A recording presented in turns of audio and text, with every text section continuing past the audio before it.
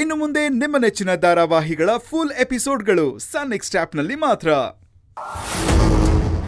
ಯಾವ ತೊಂದ್ರೆನೂ ಇಲ್ಲ, ನಾನಿಲ್ಲಿ ಸೇಫ್ ಆಗಿದ್ದೀನಿ. ಎಲ್ರೂ ನಾನು ಹೇಳಿದ್ದನ್ನ ನಂಬಿಟ್ಟಿದ್ದಾರೆ. ನಾನು ಅನಾಥಾಶ್ರಮದಲ್ಲಿ ಬೆಳೆದಿದ್ದು ಅಂತ ಕೇಳಿ ತುಂಬಾ ಫೀಲ್ ಮಾಡ್ಕೊಂಡ್ರು. ಏನ್ ಸಮಾಧಾನದ ಮಾತು ಹೇಳಿದ್ದು. ನನಗಂತೂ ಕೆಟ್ಟ ಇರಿಟೇಷನ್ ಆಗ್ತಿತ್ತು. ಆದರೂ ಏನು ಮಾಡೋದು, ನನ್ನ ಗುರಿ ತಲುಪೋಕ್ಕೋಸ್ಕರ ಇದೆಲ್ಲ ಅಡ್ಜಸ್ಟ್ ಮಾಡ್ಕೋಬೇಕು.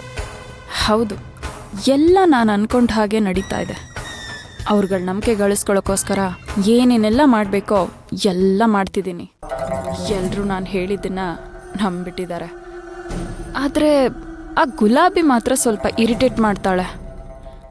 ಇಟ್ಸ್ ಓಕೆ, ಅವಳನ್ನ ಸಮರ್ಥನಿಂದ ಕಂಪ್ಲೀಟಾಗಿ ದೂರ ಮಾಡಬೇಕು ಅಂತಲೇ ನಾನು ಬಂದಿದ್ದೀನಿ ಅಂದಮೇಲೆ ಇದೆಲ್ಲ ಅಡ್ಜಸ್ಟ್ ಮಾಡ್ಕೋತೀನಿ. ಹಾಂ, ಅಣ್ಣ ಹೇಗಿದ್ದಾನೆ? ಸರಿನಮ್ಮ, ನೀನು ಅವನ ಕಡೆ ಸರಿಯಾಗಿ ಗಮನ ಕೊಡು. ಇಲ್ಲೆಲ್ಲ ನಾನು ನೋಡ್ಕೋತೀನಿ. ಈ ಆಶಿಕಾ ಏನು ಅಂತ ಆ ಗುಲಾಬಿಗೆ ಪ್ರೂವ್ ಮಾಡ್ತೀನಿ. ಆದಷ್ಟು ಬೇಗ ನಿಂಗೆ ಸ್ವೀಟ್ ನ್ಯೂಸ್ ಕೊಡ್ತೀನಿ.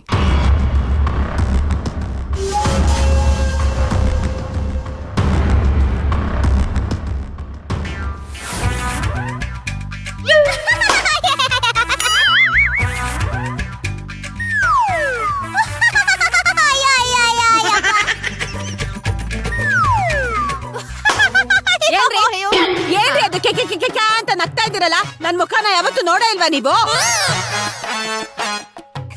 ಅನ್ಪುಣವ್ರೆ, ನಿಮ್ಮನ್ನ ಗೌಡ್ರು ರಾಕ್ಷಸಿ ಅಂತ ಕರೆದ್ರಲ್ಲ, ಅದನ್ನ ನೆನ್ಪ್ ಮಾಡ್ಕೊಂಡು ನಗು ಬರ್ತಾ ಇದೆ.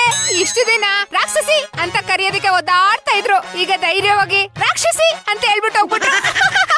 ಇನ್ನೊಂದು ಸಲ ನನ್ನನ್ನ ರಾಕ್ಷಸಿ ಅಂದ್ರೆ ನಾನ್ ನಿಜವಾಗ್ಲೂ ರಾಕ್ಷಸಿ ಅಂತ ಪ್ರೂವ್ ಮಾಡ್ಬೇಕಾಗತ್ತೆ. ಬಾಯಿ ಮುಚ್ಕೊಂಡು ಕೂತ್ಕೊಳ್ಳಿ. ರಾಕ್ಷಸಿ ಫಸ್ಟು ಗೌಡ್ರು ಎಲ್ಲಿ ಹೋದ್ರು ಅಂತ ನೋಡಿ, ಅವ್ರು ಹೋಗಿ ಸ್ಪೀಡ್